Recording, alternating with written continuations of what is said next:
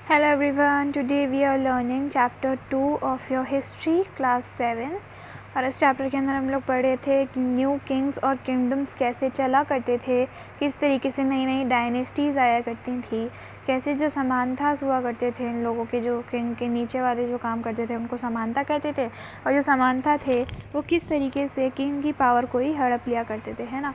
और अगर उनके पास ज़्यादा पावर आ जाए तो इस वक्त बहुत सारे ऐसे किंग्स भी थे जो कि ऐसा होता था कि जो किंग्स हुआ करेंगे वो सिर्फ़ और सिर्फ राजपूत होंगे, लेकिन कई कई केसेस में ऐसा था कि बहुत सारे किंग्स ऐसे भी थे जो कि ब्राह्मण थे, ठीक है, लेकिन और या फिर किसी और कास्ट के थे, लेकिन उन्होंने किसी ट्रेडिशन के ज़रिए खुद को एज अ राजपूत बता दिया था, ठीक है। फिर हमने पढ़ा था कि प्रशस्ति कैसी होती है, कि प्रशस्ति इसमें क्या होता है कि जो हमारे किंग्स हुआ करते थे वो लोग अपनी बड़ाइयाँ लिखवाया करते थे, जबकि तो सारी चीज़ें क्या होती थी, ज़्यादातर झूठ होती थी, ठीक है। अगर उन्होंने आधा पार्ट कवर कर रखा है तो वो बोलेंगे कि उन्होंने पूरा पार्ट कवर कर रखा है, राइट। तो ये होता था हमारी प्रशस्ति के अंदर, अपनी सिर्फ तारीफ़ें लिखवाया करते थे प्रशस्ति के अंदर हमारे किंग्स होते थे। अब जो लैंड ग्रांट्स होते थे, लैंड ग्रांट्स क्या होते थे कि ये लोग जो कुछ ब्राह्मण्स होते थे, बहुत सारे ब्राह्मण्स को क्या करते थे, रिवॉर्ड कर दिया करते थे ग्रंथ्स ऑफ लैंड के साथ, मतलब बहुत सारा उनको लैंड दे देते थे और उसके ऊपर का जो टैक्स होगा उनके ऊपर, उसके ऊपर जो भी खेती बाड़ी होगी या फिर जो भी फ्रूट्स होंगे वो किसके हो जाएंगे, उस ब्राह्मण के हो जाएंगे, उस इंसान के हो जाएंगे। क्यों हो जाएंगे? क्योंकि जो किंग है हमारा उसने ये सारी चीज़ें उस ब्राह्मण को दे दी हैं, ठीक है। अब नाउ हमने पढ़ा था फिर कि एडमिनिस्ट्रेशन कैसे चलता था, जो सारा टैक्स इकट्ठा करते थे, कौन इकट्ठा करता था, कि किसको ये सारी चीज़ें टैक्स इकट्ठा करने के लिए किंग आराम से सारी अथॉरिटी दे देता था। हमने ये पढ़ लिया था, ठीक है। देन हमने पढ़ लिया था कि एक इंसान होता था, उसकी फैमिली के अंदर वही लोग होते थे जो कि सारा टैक्स इकट्ठा करते थे सारे लोगों से, और जो टैक्स होता था जो टेम्पल्स बनते थे उनमें काम आता था, है ना। और यू कैन से जो फोर्ट्स बनते थे और जो टेम्पल्स बनते थे, मंदिर और जो किले बनते थे ना राजा महाराजाओं के, उनके अंदर ये टैक्स और रेवेन्यू काम आता था, ठीक है। सो ये हो गया। और फिर हम ये था कि जो सारा टैक्स था वो एक और चीज़ में लगता था, वो थी वॉर।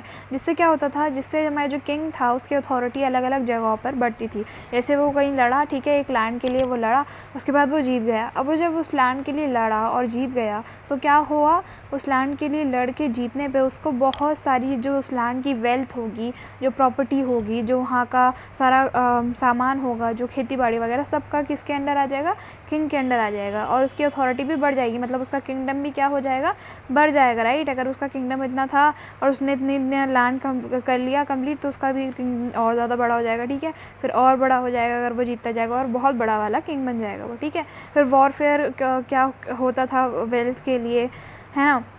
हमने देख लिया था कि सुल्तान महमूद गजनी ने अफ़गानिस्तान के अंदर कितना, मतलब 100 साल से भी ज़्यादा उसने वो करा था रूल, और उसने मेनली ये लोग क्या करते थे, जो टेम्पल्स हुआ करते थे वो बहुत बड़े हुआ करते थे, ठीक है।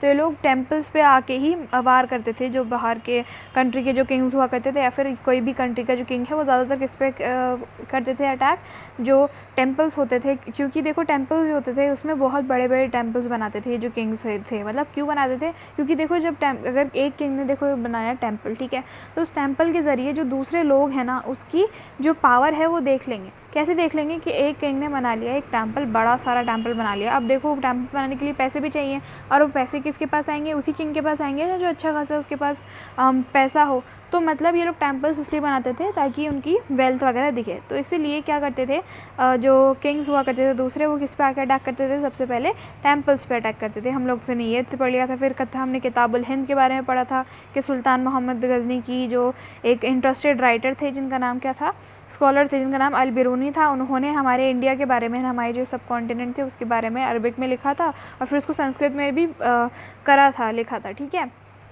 और बहुत सारे ऐसे भी किंग्स थे जो कि जैसे कि छामनाज और चौहान जिन्हें कहा जाता था बाद के अंदर, है ना, जिन्होंने जो कि दिल्ली से लेकर अजमेर तक जिन्होंने रूल करा है, उन्होंने क्या करा, उन्होंने वेस्ट की तरफ जाकर खुद का, वेस्ट और ईस्ट से लेकर वेस्ट तक खुद का राज जमाना शुरू करा। लेकिन उनको किसने रोका, चालुक्याज ने और गहाडवलाज ने, जो कि वेस्टर्न उत्तर प्रदेश के थे और गुजरात के थे, ठीक है। और फिर जो बेस्ट नोन छमना रूलर था वो थे पृथ्वीराज, ठीक है, you must have heard the name Prithviraj Chauhan.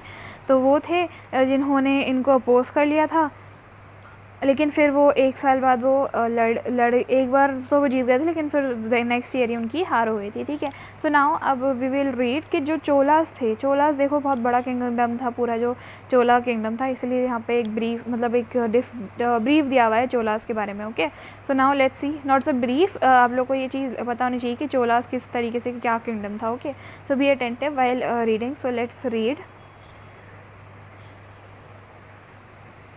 How did the Cholas rise to power? A minor chiefly family known as Muttarayyar held power in the Kaveri Delta. They were subordinate to the Pallava kings of Kanchipuram. Vijayalaya, who belonged to ancient chiefly family of the Cholas from Urayur, captured the delta from Muttarayyar in the middle of 9th century.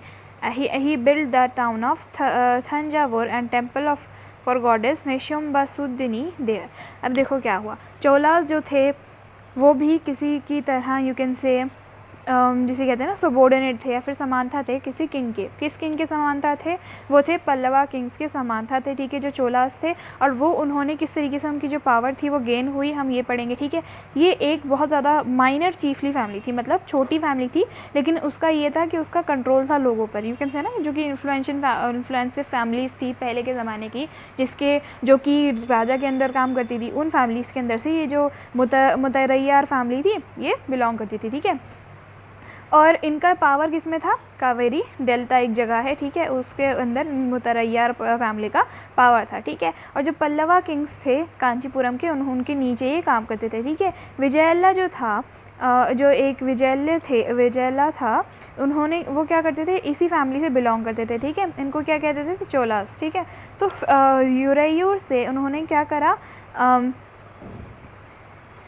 From Uraiyur captured the delta from Muttaraiyar in the middle. अब क्या हुआ कि विजयाला जो थे, जो कि चोला family से belong करते थे उरैयूर के, उन्होंने क्या करा, उन्होंने ये जो डेल्टा एरिया था, कावेरी डेल्टा एरिया, उसको क्या कर लिया, कैप्चर कर लिया। ठीक है, 9th सेंचुरी के अंदर। 9th सेंचुरी मतलब 800 सब चल रहे होंगे तब, जो ये चोलास थे, चोलास के अंदर एक इंसान थे जिनका नाम था विजयाला। ठीक है, तो चोला फैमिली के विजयाला ने किसको कर लिया कंट्रोल? उरैयूर से डेल्टा को कैप्चर कर लिया।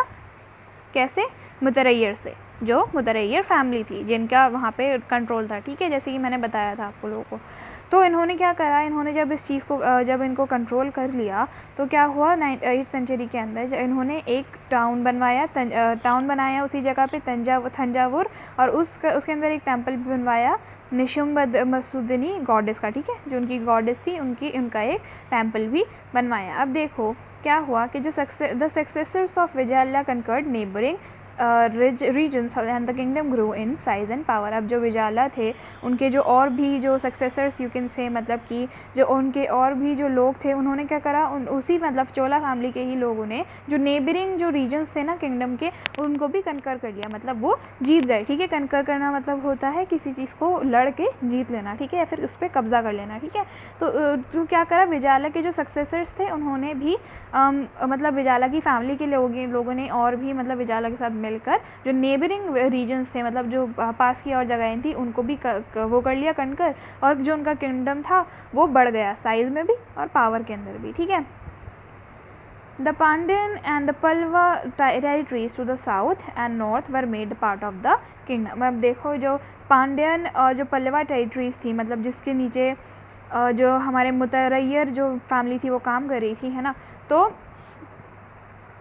वो वाली टेरिटरीज़ भी इनके अंडर आ गई थी, और जो पांड्या की टेरिटरीज़ थी वो भी इनके अंदर आ गई थी, जो कि थी साउथ के अंदर भी और नॉर्थ के अंदर भी। ठीक है, तो ये सारी क्या आ गई थी, इनके अंडर आ गई थी ये territories, Pandyan and Pallavan territories. Okay, Raja one considered the most powerful Chura leader became king in 1985 and expanded control over the most of these areas.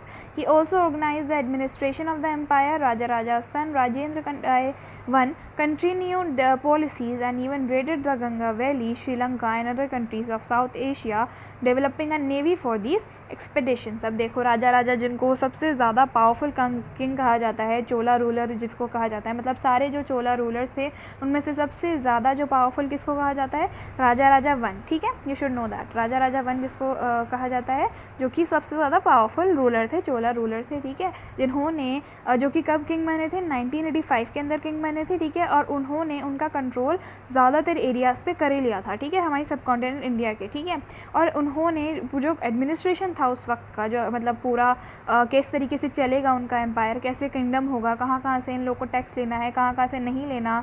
ठीक है, ये सारी चीज़ें भी इन्होंने चेंज करी थी पूरे एम्पायर की। ठीक है, उन्होंने मतलब रीऑर्गेनाइज़ करा था, वो ऑर्गेनाइज था पहले से, फिर उन्होंने वापस उस चीज़ को बनाया था पूरे एडमिनिस्ट्रेशन को। ठीक है, जो राजा राजा के सन थे राजेंद्र वन, ठीक है, उन्होंने उनकी जो पॉलिसीज़ हैं, जो राजेंद्र जो हैं उन्होंने उनकी पॉलिसीज़ चलाई आगे तक। ठीक है, राजा राजा की, और यहाँ तक कि उन्होंने गंगा वैली और श्रीलंका और जो साउथ ईस्ट एशिया की कंट्री थी उनके ऊपर भी रेड करा, मतलब उन्होंने वहाँ पे भी उन्होंने उनका रूल जमाने की कोशिश करी, जिसकी वजह से उन्होंने एक पूरी नेवी तैयार कर ली। ठीक है, मतलब ऐसा तो है नहीं कि वो उड़ के जाएंगे, समुद्र है बीच में, तो समुद्र को पार करने के लिए उन्होंने क्या बना ली, एक नेवी बना ली, मतलब पूरी समुद्र की उन्होंने एक आर्मी बना ली बेसिकली। देखो ये था हमारे चोलास का राइज इन पावर। ठीक है, अब नाउ हम देखते हैं कि इनका एडमिनिस्ट्रेशन किस तरीके से था। सो इनका the administration of the empire, how was the administration organised? Settlements of peasants known as ur became prosperous with the spread of irrigation culture. अब क्या हुआ, एडमिनिस्ट्रेशन किस तरीके से ऑर्गेनाइज था कि जो सेटलमेंट्स थे पीजेंट्स के, मतलब यू कैन से के जो मतलब जहाँ पे जो पीजेंट रहा करते थे वहाँ, और जिनको उर कहते थे, वो बहुत ज़्यादा बढ़ गए। ठीक है, कि प्रॉस्पेरस हो गए, बहुत ज़्यादा बढ़ने लगे। जैसे कि यू कैन से कि उनका जो उनका सामान था, जिनका माल था, वो बिकने लगा ज़्यादातर। ठीक है, और क्योंकि इरीगेशन कल्चर होने लग गया था उस वक्त। इरीगेशन कल्चर मतलब आराम से पानी उनके पास इतना था कि वो लोग ईजीली एग्रीकल्चर करते थे, और उस एग्रीकल्चर से उनको बहुत ज़्यादा मुनाफा हुआ करता था, पैसे मिलते थे। ठीक है, इसीलिए जो उनके सेटलमेंट्स थे ना, उनको क्या कहते थे, उर कहते थे, और ठीक है, और ये बहुत ज़्यादा प्रॉस्पेरस हो गए, बढ़ गए। Groups of such villages form large units called Nadu. अब ये जो ऐसे ग्रुप्स ऑफ इन विलेजेस के ग्रुप्स के अंदर जहाँ पे देखो सबसे ज़्यादा एग्रीकल्चर हुआ करता था, उनका मतलब एक बड़ी यूनिट बन गई। यू कैन से कि ये सारे एक जगह इकट्ठे होकर, ये विलेज हो गया एक। ठीक है, this is a village, this is a village, तो इनका एक पूरा लार्ज ग्रुप बन गया। ठीक है, और इनको क्या कहा गया, नाडू। ठीक है, the village council and Nadu performed several administrative functions including dispensing justice and collecting taxes। अब ये जो नाडू थे उन्होंने क्या करा, इन नाडू के अंदर जो विलेज काउंसिल जो थी, मतलब बेसिकली यू कैन से कि जो इन लोगों के जो गवर्नमेंट थी, जो इस विलेज नाडू की जो गवर्नमेंट थी, उन्होंने क्या करा, विलेज काउंसिल्स ने, और जो नाडू थी, जो हमारा ग्रुप था बेसिकली नाडू, उन्होंने क्या करा, उन्होंने अलग अलग तरीके के एडमिनिस्ट्रेशन फंक्शंस बनाए, जिसके अंदर ये लोग जस्टिस का भी करते थे कि मतलब किसी के साथ अन्याय हुआ तो उसको न्याय भी दिलाते थे, और टैक्सेस भी इंक्लूड करते थे। ठीक है, ये करते थे ये लोग। Rich peasants of Vellala caste exercise considerable control over the affairs of the Nadu under the supervision of the central Chola government. अब देखो उनका इतना बड़ा एम्पायर था, उन लोगों को बड़े बड़े ये भी है कि उनकी गवर्नमेंट भी बड़ी होनी चाहिए, राइट। तो इसीलिए इनका ऐसा था कि ज़्यादातर तो इनके अंदर ज़्यादातर कौन थे, पीजेंट्स ही थे, क्योंकि पीजेंट्स ही थे, मतलब क्योंकि जो फार्मर्स थे, जो पीजेंट्स थे, जो ये सारे काम करते थे कैटल एंड ऑल का, तो उन लोगों का देखो काम ज़्यादा चल रहा था। अब देखो जिसके पास ज़्यादा पैसा होगा वही होगा ना सबसे ज़्यादा इंपॉर्टेंट ऑफ कोर्स। तो इसीलिए जो पीजेंट्स हुआ करते थे, जो कि वेलाला कास्ट के थे, ठीक है, इनके पास बहुत ज़्यादा कंट्रोल हुआ करता था नादू के अफेयर्स के, मतलब जो नादू विलेज, तो विलेज का जो ग्रुप था, ठीक है, उनके जो काम हुआ करते थे, उनके सारे जो जैसे कि कुछ भी उनका मैटर है, ठीक है, तो किसका कंट्रोल होगा उन पर, वेलाला कास्ट के जो पीजेंट्स हैं उनका कंट्रोल होगा। ठीक है, और वो जो अब इन दोनों के ऊपर किसका कंट्रोल होगा, सेंट्रल चोला गवर्नमेंट जो है उसका कंट्रोल होगा। ठीक है, the Chola kings gave some rich land owners titles like Muvendavan, Avelin or peasant serving 3 kings, Areyar, chief, etc. as marks of respect and entrusted them with important offices of the state at the center. अब क्या है कि जो चोला Kings थे इनके जो कुछ बहुत ज़्यादा अमीर जो लैंड ओनर्स हुआ करते थे उनको टाइटल्स देते थे, मतलब उनका नाम बनाते थे। तो देखो, अ वेलन और अ पीजेंट सर्विंग 3 किंग्स, मतलब ऐसा यू कैन से पीजेंट या फिर ऐसा कोई फार्मर जो कि 3 किंग्स को क्या कर रहा है, 3 किंग्स की नीचे गुलामी कर रहे हैं, ठीक है, यू कैन से दैट। और एक आर ऐसा भी उनको नाम दे देते, मतलब चीफ, ठीक है। और मार्कर्स ऑफ रिस्पेक्ट, और मतलब बहुत ज़्यादा ऊँचे नाम उनको दिया जाता था और उनको पूरी तरीके से ट्रस्ट किया जाता था, और उनको ही जो पीजेंट्स हुआ करते थे उन्हीं को जो इंपॉर्टेंट ऑफिसेस हुआ करते थे उनमें बिठाया जाता था, ठीक है, एट द सेंटर, मतलब जो उनकी कैपिटल होगी, जो भी हमारे चोलास की कैपिटल होगी वहाँ पे उनको बिठाया जाता था, ठीक है। We have seen that Brahmins often received land grants or Brahmadeya. As a result, a large number of Brahman settlements emerged in the Kaveri Valley as in the other parts of the South India. अब क्या है कि हम लोगों ने ये भी चीज़ देखी है कि जो ब्राह्मण्स हुआ करते थे उन लोगों को भी देखो लैंड ग्रांट्स मिला करते थे, और उनको उन लैंड ग्रांट्स को और भी क्या कहते हैं, ब्रह्मदेया, ठीक है। तो उनको भी लैंड ग्रांट्स मिला करते थे, और इसकी वजह से बहुत बड़े बड़े मतलब ऐसा इन लैंड ग्रांट्स की वजह से इनको इतना गिफ्ट वगैरह मिलते थे, जो ब्राह्मण थे उनको इतना गिफ्ट मिलते थे, तो इसी वजह से बहुत ज़्यादा ऐसे ब्राह्मण्स हुआ करते थे, मतलब ऐसे उनके बहुत बड़े बड़े सेटलमेंट्स हो गए थे, मतलब उन लोगों की पॉपुलेशन भी उस वक्त बढ़ गई थी और कावेरी वैली के अंदर बढ़ी थी, ठीक है, और बहुत और भी मतलब कावेरी वैली के अंदर सबसे ज़्यादा बढ़ी थी, ठीक है। अब देखो टाइप्स ऑफ लैंड देख लेते हैं हम लोग। Chola inscriptions mention several categories of land, कौन कौन से हैं वो? Vellan vagai, land of non Brahmin peasant proprietors, मतलब वेलन वगई कौन है, जो कि ब्राह्मण नहीं है लेकिन तब भी उनके पास देखो है प्रॉपर्टीज़ वगैरह, वो लैंड ओनर है, उनके पास दे आर ऑलरेडी रिच, पर वो ब्राह्मण नहीं है, तो वो उनको क्या कहेंगे, वेलन वगई। फिर जो ब्राह्मदेया है, ब्राह्मदेया क्या है, मतलब जो कि लैंड, वो लैंड जो कि ब्राह्मण्स को गिफ्ट किए गए हैं, ठीक है, वो हो गए। शालाभोगा, मतलब जो स्कूल के लिए जो लैंड्स बने हैं, मतलब देखो एजुकेशन इतनी ज़्यादा इंपॉर्टेंट थी उस वक्त के स्कूल के लिए जो लैंड्स हैं उनको भी अलग से नाम दिया गया है, जिसको क्या है, शालाभोगा। तो devadana tirunamattukkani land gifted to the temples, जो टेम्पल्स को दिया जाते थे उनका नाम ये हुआ करता था। और पल्ली चंदम, मतलब land donated to Jain institution, जो जैन इंस्टीट्यूशन हुआ करते थे उनको जो लैंड्स देते थे उनका नाम क्या देते थे, पल्ली चंदम, ओके। ये थे हमारे टाइप्स ऑफ लैंड।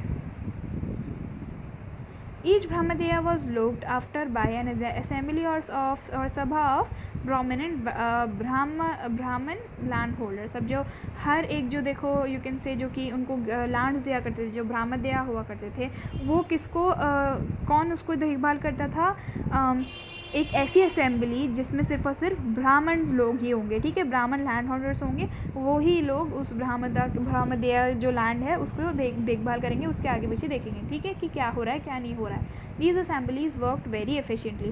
अभी जो assemblies हुआ करती थी ब्राह्मण लोगों की, बहुत ज़्यादा मेहनत से और यू कैन से बहुत ज़्यादा एफर्ट्स लगा के काम किया करती थी। Their decisions were recorded in detail in inscriptions often on the stone walls or on the stone walls of temples, associations of traders known as nagrams also occasionally performed administrative functions in towns। अब देखो इन लोगों के कैसे ये लोग करते थे देखभाल, जो लैंड्स हुआ करते थे लैंड ग्रांट्स, उनको कैसे ये लोग देखभाल करते थे कि ये जो भी डिसीजन लिया करते थे ना, उनको या तो ये लोग कागज़ पे लिखते थे, inscriptions, as you all know inscriptions क्या होते हैं, वो चीज़ें जो कि ये लोग या तो लीफ पे लिख देंगे, या फिर उनके पास देखो पेपर्स वगैरह तो होते नहीं थे, तो ट्री की बात पे लिख देंगे। तो ये जो इंस्क्रिप्शंस होते थे या तो उस पर लिखते थे ये लोग, या फिर जो वॉल्स जो होती थी टेम्पल्स की, उसके ऊपर जो ये लोग डिसीजन लेते थे वो लिख देते थे टेम्पल्स की वॉल पे, मतलब मंदिरों के वॉल पे, ठीक है। और एसोसिएशन ऑफ ट्रेडर्स, अब देखो हमने पढ़ लिया ब्राह्मण के एसोसिएशन भी हो गए। अब देखो एसोसिएशन ऑफ ट्रेडर्स, जो कि ट्रेडर्स यहाँ पे आकर ट्रेड किया करते थे चीज़ों का, तो उनको क्या कहते थे, नागरम्स, ठीक है। और उनको भी वो भी कई बार ऐसे कुछ ओकेजनली परफॉर्म करते थे, ऐसा नहीं कि वो परमानेंटली एक उनको एडमिनिस्ट्रेशन का हिस्सा दे दिया, नहीं, वो कभी कभी ऐसा होता था कि वो भी कई बार एडमिनिस्ट्रेटिव चीज़ों को परफॉर्म करते थे, मतलब गवर्नमेंट की चीज़ों को वो भी करते थे कई बार। Inscriptions from Uttaramerur in Chingleput district Tamil Nadu provide details of the way in which the sabha was organise. अब देखो कुछ ऐसे इंस्क्रिप्शंस मिले हैं उनतरारा मेरोर जो चिंगलपोट डिस्ट्रिक्ट के अंदर तमिलनाडु के अंदर, जिसमें ये पता लगता है कि किस तरीके से जो सभा थी वो कैसे ऑर्गेनाइज थी। ठीक है, तो ये किस तरीके से इन लोगों का चूज़ होते थे, ये चीज़ें लिखा है उसके अंदर कि किस तरीके से सभा के लोगों को चुना जाता था। तो देखो सभा जो होती थी इन लोगों की, जो basically you can say assemblies जो होती थी, इनकी सेपरेट कमेटीज़ होती थी, जो कि देखो कुछ तो इरीगेशन वर्क मतलब जो पानी का काम होता था वो देखती थी, कुछ गार्डन्स का काम होता था वो देखती थी। ठीक है, अलग अलग कमेटीज़ होती थी लोगों की, मतलब ग्रुप ऑफ पीपल जो कि कोई पानी का काम देख रहा है, पानी का कहाँ से कैसे आएगा, कोई गार्डन्स का काम देख रहा है कैसे क्या उग रहा है वहाँ पे, और कोई टेम्पल्स का देख रहा है। ठीक है, ऐसी कम्युनिटीज़ होती थी।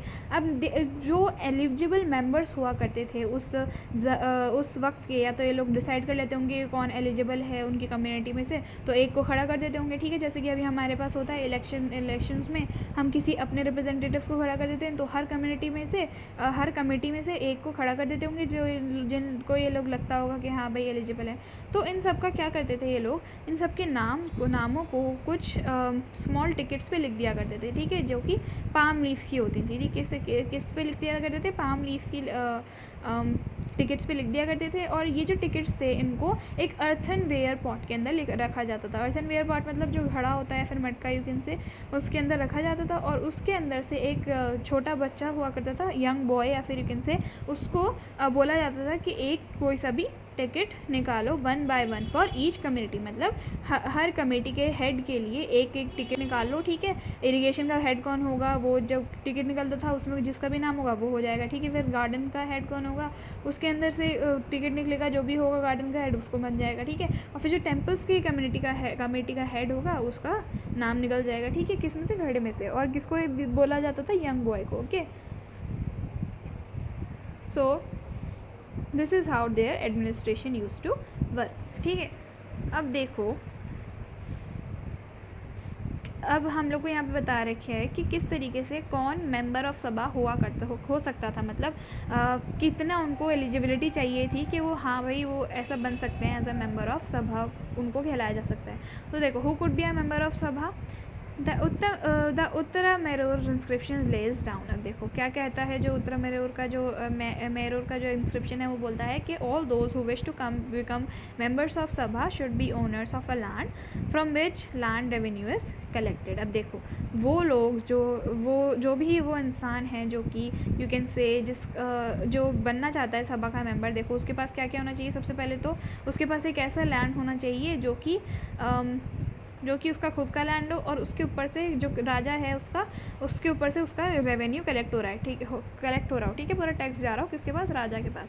और क्या होना चाहिए था, they should have their own homes. ठीक है, ऐसा नहीं कि आप किसी और के घर पे किराए से रह रहे हो, नो, आपके पास खुद का एक घर होना चाहिए। ठीक है, और आपको 35 से 70 ईयर्स ऑफ एज के बीच के अंदर का होना चाहिए कमेटी का मेंबर होने के लिए। ठीक है, आपके पास वेदास जो थी उसकी नॉलेज होनी चाहिए थी। ठीक है, they should be well versed in administrative matters and honest. अब देखो क्या वेल वर्स मतलब उनको एडमिनिस्ट्रेशन के बारे में पता होना चाहिए कि एडमिनिस्ट्रेशन किस तरीके से किया जाता है, और वो ऑनेस्ट होने चाहिए। ठीक है, अब देखो and the last thing is if any one has been a member of any committee in the last 3 years he can not become a member of any another community. अब देखो क्या है, अगर कोई भी एक इंसान है जो कि पिछले 3 सालों में एक कमेटी का मेंबर हो चुका है, मतलब 3 साल हो गए उसको एक ही कमेटी के अंदर, तो अब उसको उसी कमेटी के अंदर रहना पड़ेगा। अब देखो जैसे कि कोई एक इंसान है जो कि इरिगेशन की कमेटी में,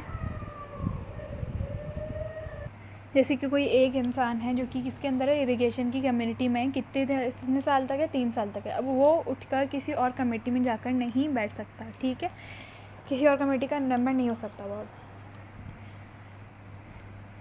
Anyone who has submitted his accounts and those of his relatives cannot contest in the elections। अब देखो क्या है, जो भी है जिसने भी जो भी कमेटी के अंदर आना चाहता है उसने उसके सारी चीज़ें भर दी हैं कि उसके पास ऐसा है, ये सारे उसने रूल्स फॉलो कर रखे हैं, उसके पास ऐसा सब कुछ है। ठीक है, तो ना तो देखो उसके रिलेटिव्स उसके अब वो कोई आकर इलेक्शंस में भाग ले सकते हैं ना कोई। ठीक है, तो मतलब वो उनके सारे जो रिलेटिव्स हैं उसका वो हो गया है representatives.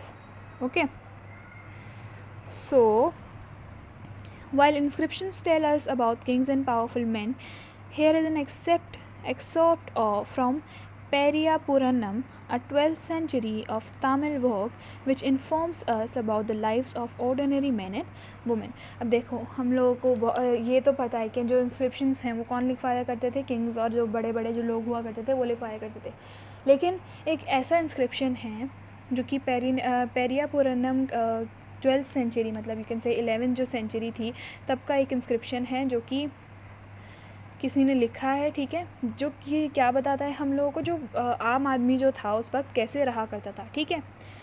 So now let's see कि किस तरीके से वो जो आम आदमी हुआ करते थे उस टाइम के वो रहा करते थे। तो on the outskirts of Adanur was a small hamlet of Pulaiyas, a name used for social group considered outcaste by Brahmins and Vellalas, studded with small huts under the old thatches and inhabited by agrarian laborers engaged in manual occupations। अब क्या है, out of the आउटकर्ट्स of एडेनोर जो कि एक small Hamlet है you can say, जो कि एक स्मॉल ग्रुप है जिसको क्या कहते हैं पोलायास कहते हैं। एक स्मॉल ग्रुप है जो कि कहाँ पे रह रहे हैं, जो कि विलेज के अंदर नहीं रह रहे हैं, विलेज की बॉर्डर जो है वहाँ पर रह रहे हैं, छोटे छोटे हट्स के अंदर रह रहे हैं, ठीक है। तो उनको क्या कहते थे, पुलैयास कहते थे, और वो लोग बहुत ज़्यादा करीबी में रहते थे, छोटे छोटे उनके हट्स हुआ करते थे, बिल्कुल गलत और बुरे होते थे उनके हट्स, ठीक है।